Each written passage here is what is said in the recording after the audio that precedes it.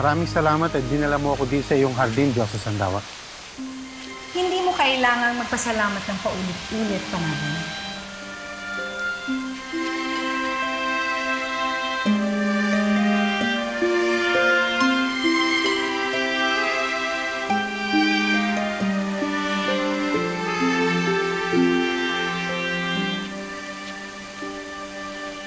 Hindi pa rin ako makapaniwala na isang abang mulawin na tulad ko ay nakatayo sa harap mo, Diyos ang Sandawa.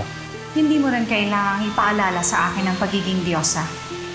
Sandawa na lamang ang itawag mo sa akin.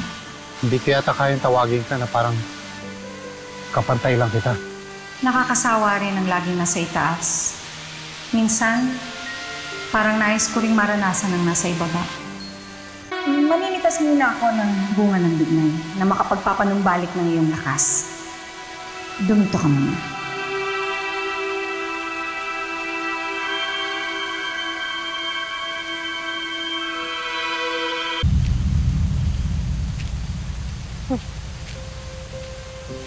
Sa pagkakaalala ko, ngayon ka lang nagpatuloy ng ibang nilalang sa hardin mo.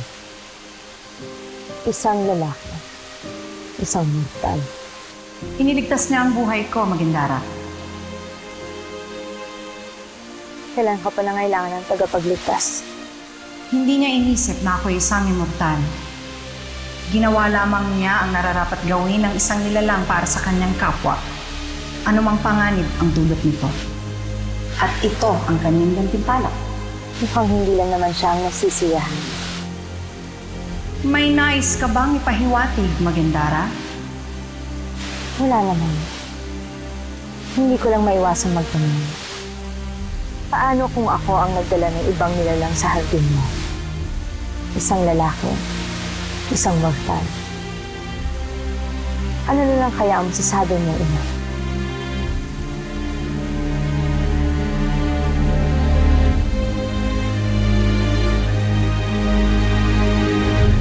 Nararamdaman ko, nanunumbalik ang lakas ko dahil sa bignay na to.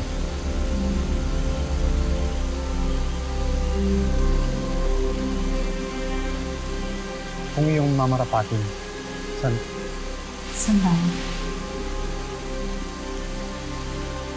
kung maaari sana, Sandawa. Nais ko nang bumalik ng kabila. Bakit kailangan magmadali? Dumito ka muna at magpahinga. Paumanhin, Sandawa. Ngunit, hindi ako mapapahinga habang nagkakagulo sa aming tahanan. Lalo mo akong pinapahanga sa iyong sigasig at katapatan sa iyong lahi. Maraming umaasa sa akin. Ayoko silang bigyan. Nauunawaan ko.